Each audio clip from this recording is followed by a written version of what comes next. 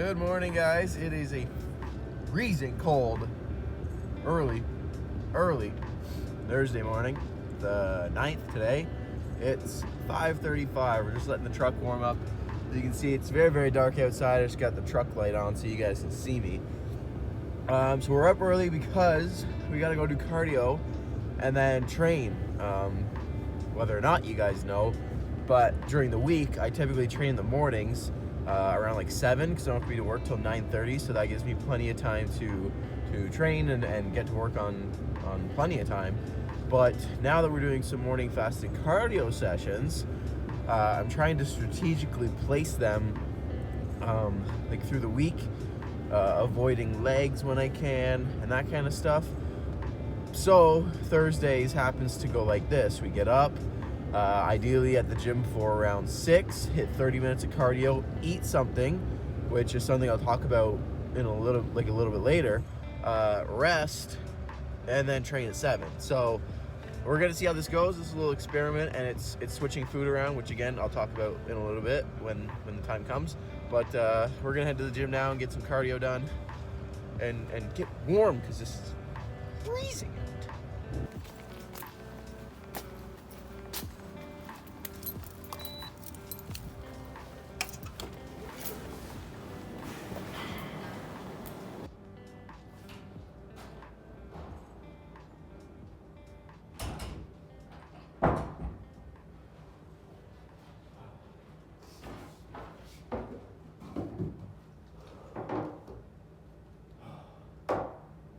Okay, cardio is done, 30 minutes, right on time, so it's 6:30 now, which means we have half an hour to get some food in. So typically in the mornings, meal one is oatmeal, berries, whey, and 2 eggs. It's a lot to have within half an hour of training.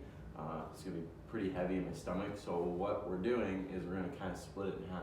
So the stuff that's very quick digesting I'm gonna have now, and then the other stuff I'll just have probably a little bit later, probably like around noon.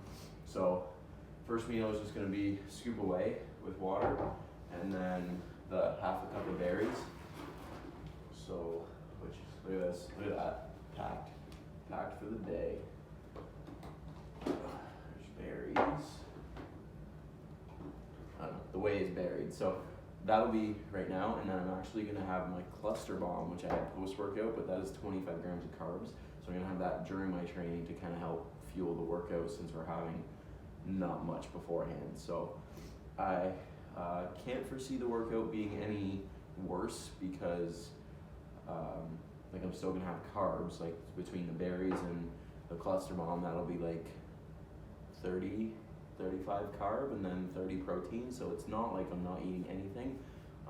It's just not as substantial as usual. So we'll see how it goes, and we'll kind of take some notes. I'm also gonna write down the workout for today, and just kind of let my body come down a little bit, and then we'll hit it. So push day today, so we'll see you guys during the workout.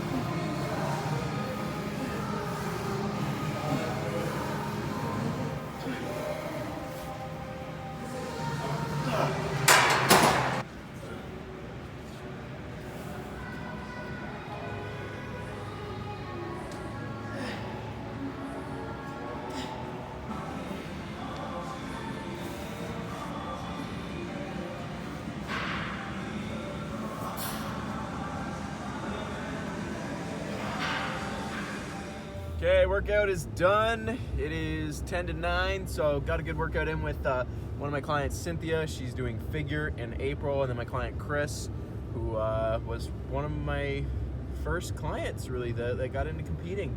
And it's good to see him again and get a good workout in. We're planning something for late next year.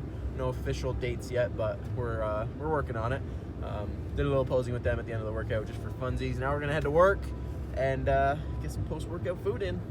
Alrighty, post-workout meal is going down, which is not cluster bomb, obviously, because I had it during my workout. So just 90 grams of Cheerios, 150 grams of egg whites, and a scoop of whey. I've been having chocolate peanut butter with my Cheerios recently, and it's pretty damn good. So just quick recap of the workout with the whole food situation. Didn't really notice any drop in energy or strength levels for that matter. So clearly, you know, having to do the cardio beforehand and then just a small meal and then training, maybe not ideal, but it's what I got to do, so that's okay. And obviously, without any detrimental effects, it's not the end of the world.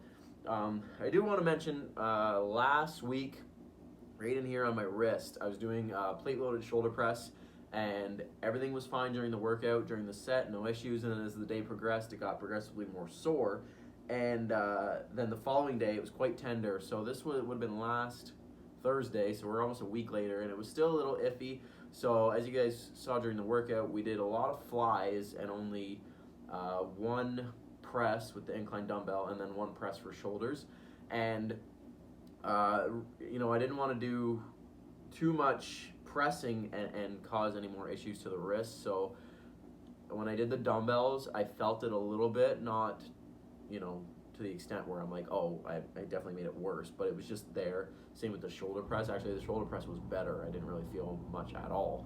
But, you know, I typically would have started that workout with an incline Smith and really loaded it up, but I made the smart decision not to do that. So, yeah, just, you know, if you guys are following my training closely, you would have noticed that it was a little bit different than usual, and that's why, just to keep this wrist intact.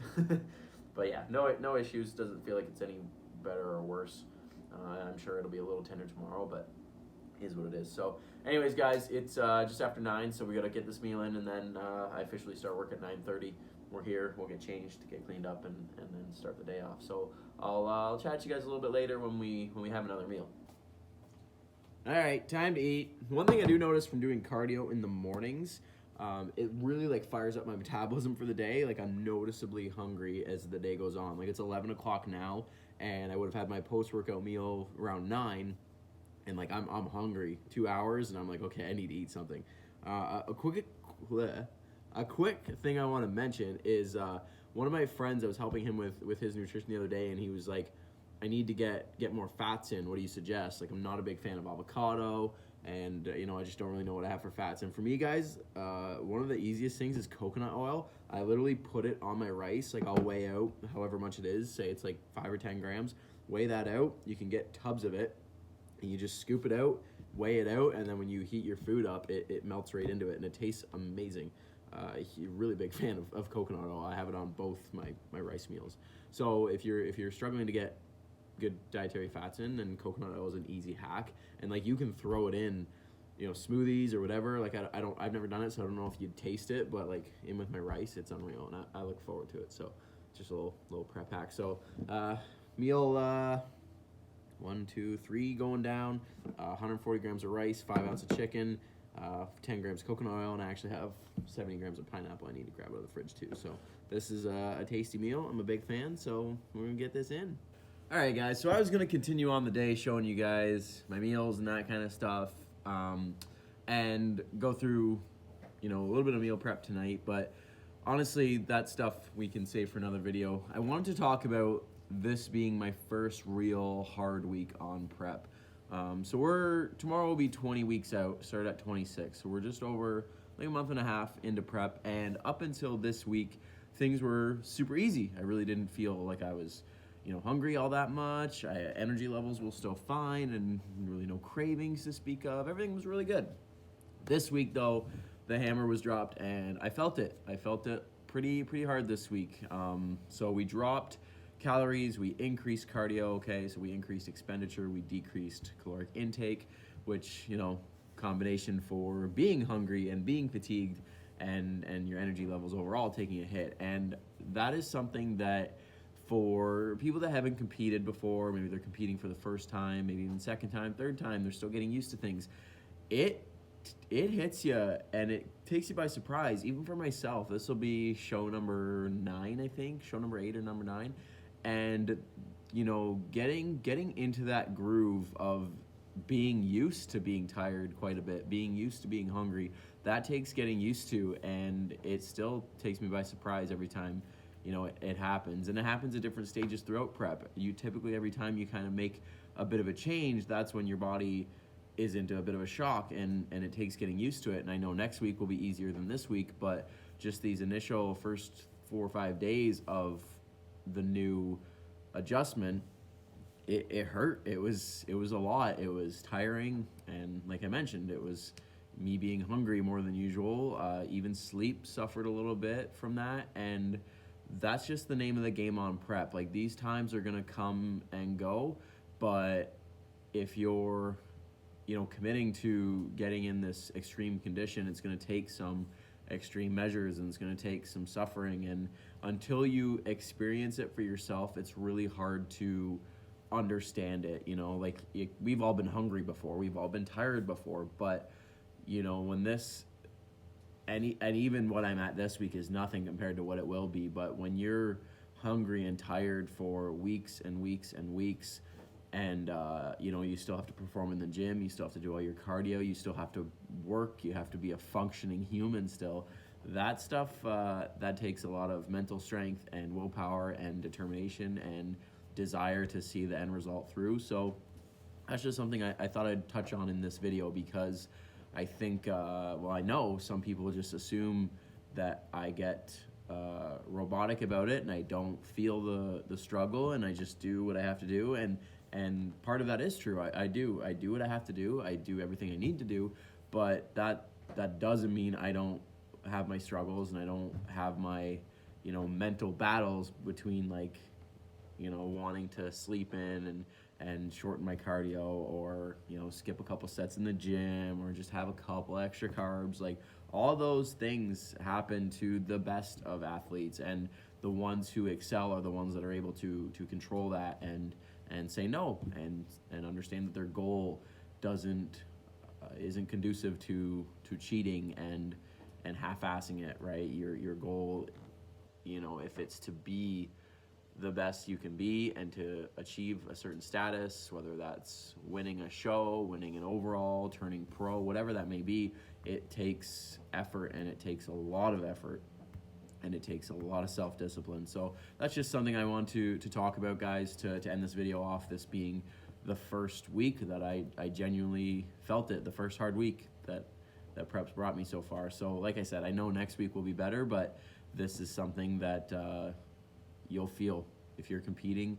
There's no way around it. Everybody suffers. Some suffer more than others, but we all suffer nonetheless. So hope you guys enjoyed it. If you guys want me to talk about more things like this, the darkish side of prep, then let me know, comment below, and I'll definitely do that. I'll provide as much information as I can.